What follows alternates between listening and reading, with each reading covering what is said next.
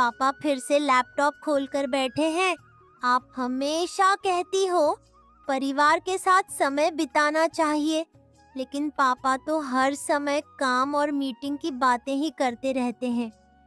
गोलू की बात सुनकर नीता मुस्कुरा दी, क्योंकि वह जानती थी कि गोलू मजाक में भी बहुत गहरी बात कह देता है, जो सीधे दिल और दिमाग दोनों तक पहुंचती है। गोलू, तुम्हारे पापा बहुत बड़े ऑफिसर नहीं हैं, लेकिन उन्हें लगता है कि हर समय काम के बारे में सोचेंगे तो जल्दी तरक्की कर लेंगे। इसीलिए उनका दिमाग कभी बंद ही नहीं होता। राकेश ने लैपटॉप से नजर हटाकर दोनों को देखा। उसे लगा कि आज फिर घर में उसी के काम को लेकर चर्चा शुरू हो गई है। अरे तुम दोनों को क्या पता, आजकल कॉर्पोरेट दुनिया में अगर आदमी एक दिन ढीला पड़ जाए तो लोग उसे पीछे छोड़ देते हैं। इसलिए मैं घर पर भी दिमाग चलाता रहता हूँ। गोलू ने तुरंत सिर हिलाया, जैसे वह बहुत गंभीर बात समझ गया हो, लेकिन उसकी आंखों में शरारत साफ दिखाई दे रही थी।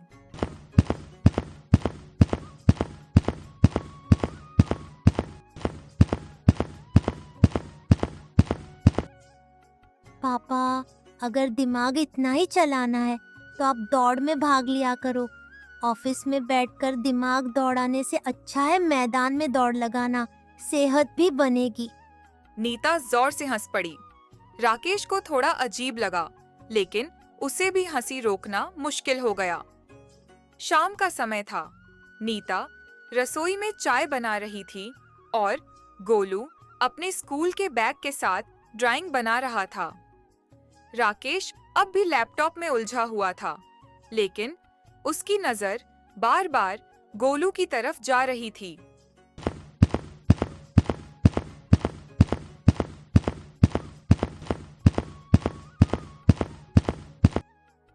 राकेश, आज गोलू का स्कूल से मैसेज आया है, कल पेरेंट्स मीटिंग है। इस बार आप चलोगे या फिर मीटिंग का बहाना बनाओगे? राकेश थोड़ा चौंका। उसे याद आया कि पिछली 2 मीटिंग्स में वह नहीं जा पाया था।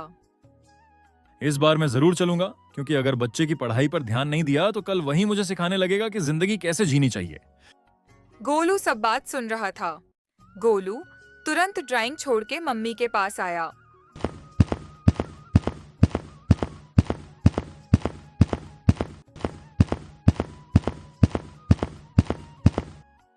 पापा, मैं अभी से सिखा सकता हूँ।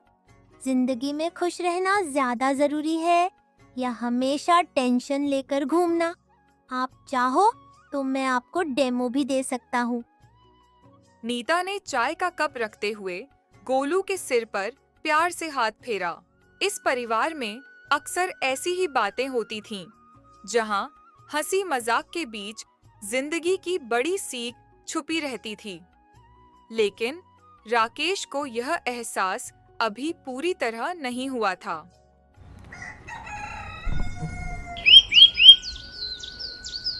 अगले दिन सुबह राकेश जल्दी तैयार हो रहा था, क्योंकि उसे ऑफिस भी जाना था और पेरेंट्स मीटिंग भी अटेंड करनी थी।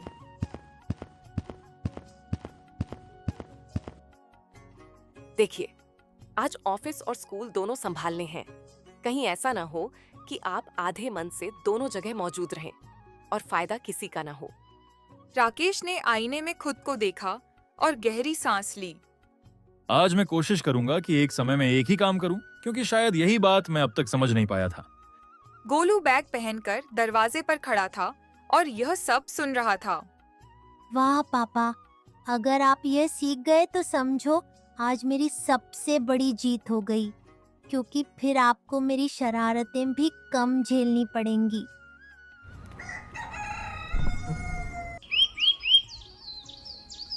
सुबह का समय था। सड़क पर हल्की हलचल शुरू हो चुकी थी। राकेश अपनी बाइक निकाल रहा था और गोलू स्कूल की वैन का इंतजार कर रहा था। नीता दरवाजे पर खड़ी होकर दोनों को देख रही थी, जैसे वह मन ही मन दुआ कर रही हो कि आज का दिन कुछ अलग साबित हो। राकेश, आज दिल से एक बात कहना चाहती हूँ। काम जरूरी है, लेकिन अगर हर दिन बस काम ही चलता रहा तो एक दिन यही घर, यही बच्चा और यही पल आपको सिर्फ यादों में मिलेंगे। नीता की आवाज में न शिकायत थी न गुस्सा, बस एक सच्चाई थी। राकेश कुछ पल चुप रहा, फिर धीरे से सिर हिलाया। मैं समझने की कोशिश कर रहा हूँ नीता, लेकिन आदतें इतनी जल्दी नहीं बदलती। फिर भी आज मैं सच में कोशिश करूंगा कि ऑफिस और घर को अलग अलग रख सकूं। गोलू ने यह सब ध्यान से सुना और फिर अचानक अपने मासूम लेकिन चालाक अंदाज में बोल पड़ा। पापा, अगर आप आज सच में कोशिश करेंगे तो शाम को मैं आपको अपनी बनाई हुई सबसे अच्छी ड्राइंग दिखाऊंगा, और अगर नहीं की तो वही ड्राइंग आपकी सजा बन जाएगी। राकेश हंस पड़ा। उसे लगा कि उसका बेटा बिना डांटे भी उसे सही रास्ता दिखा रहा है। ऑफिस पहुंचते ही राकेश की दुनिया बदल गई। मीटिंग्स, ईमेल्स और कॉल्स का सिलसिला शुरू हो गया। हर कोई जल्दी में था, हर कोई आगे निकलने की होड़ में लगा हुआ था। आज के कॉरपोरेट माहौल में जो आदमी खुद को 24 घंटे उपलब्ध नहीं रख सकता, वह आगे नहीं बढ़ सकता। इसलिए हमें अपना 100% नहीं, बल्कि 110% देना होगा। यह सुनकर राकेश का दिल थोड़ा भारी हो गया। उसे नीता की सुबह वाली बात याद आ गई। मीटिंग खत्म हुई तो राकेश अपने डेस्क पर बैठ गया, लेकिन आज पहली बार उसका मन पूरी तरह काम में नहीं लग रहा था।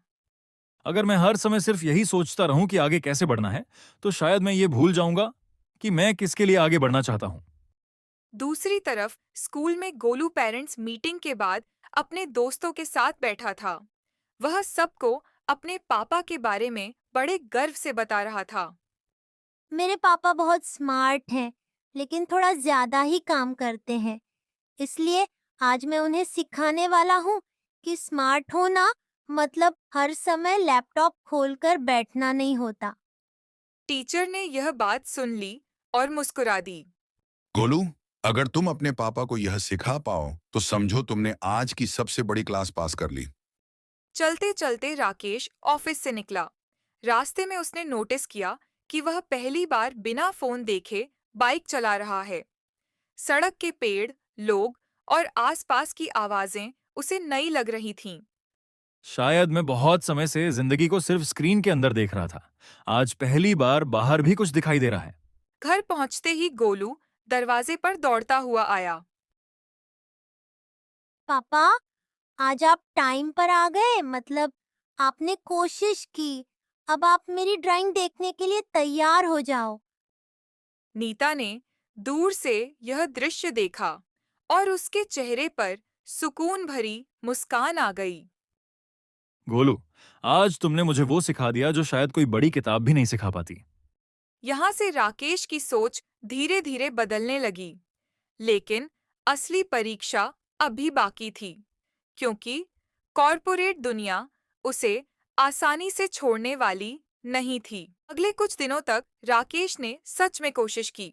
वह ऑफिस में तय समय पर काम निपटाने लगा, घर आकर गोलू के साथ खेलता और नीता के साथ दिन भर की बातें साझा करता। घर का माहौल हल्का और खुशहाल होने लगा था, लेकिन कॉरपोरेट दुनिया इतनी आसानी से आदतें बदलने नहीं देती। एक सुबह ऑफिस से अचानक कॉल आया। राकेश का चेहरा गंभीर हो गया, क्योंकि कॉल उसके बॉस का था। राकेश, एक नया प्रोजेक्ट आया है, बहुत बड़ा क्लाइंट है। अगर ये हाथ से निकल गया तो कंपनी को भारी नुकसान होगा और इसके लिए अगले कुछ हफ्तों तक देर रात तक रुकना पड़ेगा। राकेश चुप हो गया। उसके दिमाग में गोलू की ड्राइंग, नीता की मुस्कान और घर का सुकून घूमने लगा।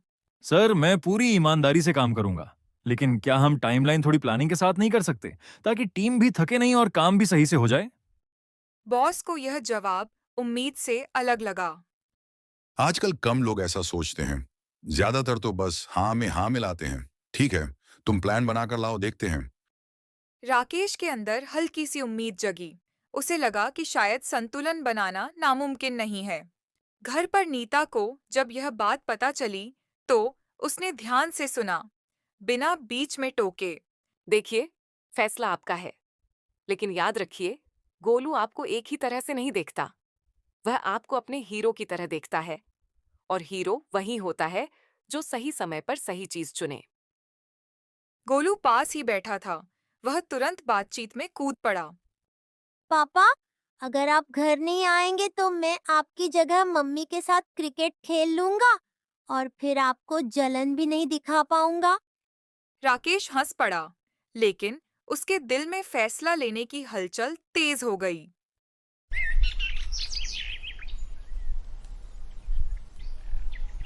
अगले दिन ऑफिस में राकेश ने टीम के साथ मीटिंग की। उसने सबको सुना, सबकी बातों को जोड़ा और एक ऐसा प्लान बनाया जिसमें काम भी समय पर हो और किसी पर बेवजह बोझ भी न पड़े।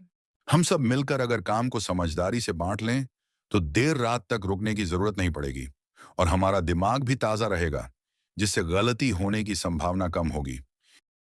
टीम के कई लोगों को यह बात अच्छी लगी, क्योंकि वे भी अंदर ही अंदर थक चुके थे। सर, पहली बार किसी ने यह सोचा है कि काम के साथ इंसान भी जरूरी होता है। हम पूरी कोशिश करेंगे कि यह प्लान सफल हो। इधर घर पर गोलू स्कूल से एक छोटा सा नाटक तैयार कर रहा था, जिसमें उसे अपने पापा को चीफ गेस्ट के रूप में बुलाना था। मम्मी, इस बार मैं स्टेज पर बोलूंगा कि मेरे पापा सुपर हीरो हैं, क्योंकि वो ऑफिस और घर दोनों को संभालना सीख रहे हैं। नीता की आंखें नम हो गईं, लेकिन चेहरे पर गर्व साफ झलक रहा था। नाटक वाले दिन राकेश के ऑफिस में फिर से दबाव बढ़ गया।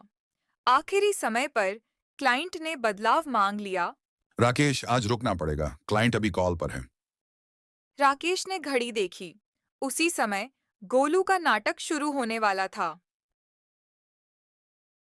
सर, मैं क्लाइंट से कॉल पर सब समझा दूंगा और टीम को गाइड कर दूंगा, लेकिन आज मुझे समय पर निकलना बहुत जरूरी है। कमरे में सन्नाटा छा गया।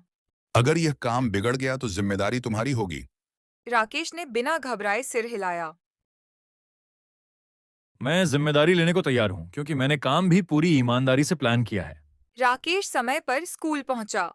गोलू ने जब स्टेज से अपने पापा को देखा तो उसकी आंखें चमक उठीं। मेरे पापा मुझे सिखाते हैं कि जीतना जरूरी है, लेकिन सही तरीके से जीतना उससे भी ज्यादा जरूरी है। राकेश की आंखों में आंसू आ गए। उसे लगा कि आज उसने जिंदगी का सबसे सही फैसला लिया है।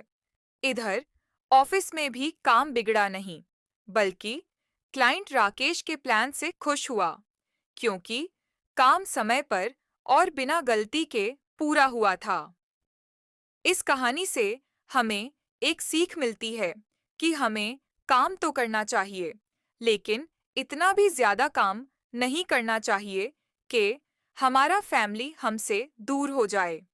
अगर कहानी अच्छी लगी हो तो संजू ट्यून्स टीवी को सब्सक्राइब कर लेना।